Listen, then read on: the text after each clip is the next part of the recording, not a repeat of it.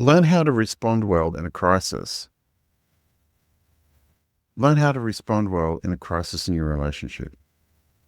A lot of couples who come to me, often in their mid to late 20s, they're hitting a major crisis in their most important relationship, and they don't know how to deal with it.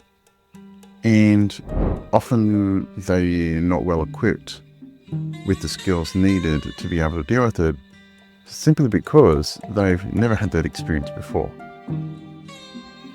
And the curious thing is, whilst I tend to work with a whole lot of people in their 30s and 40s, sometimes I meet people in their 20s, and sometimes I see clients in their 60s and sometimes 70s. And when I talk to people in their later stages in life, they often will talk about ups and downs in a relationship. And when they're talking about ups and downs, they're talking about fluctuations in desire.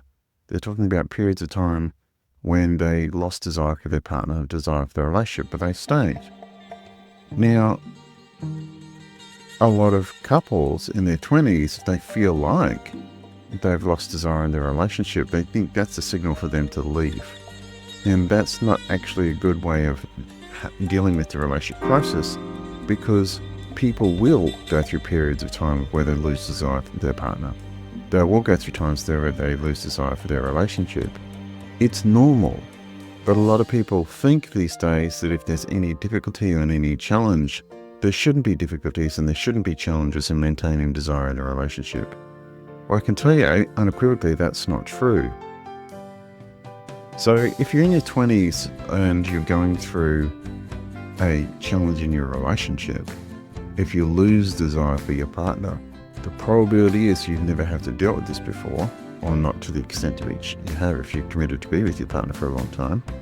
And therefore you need to be able to deal with it. Because I can tell you, if you're in your 20s, you're going to deal with this problem in your 30s, and your 40s, and your 50s, and your 60s, and your 70s.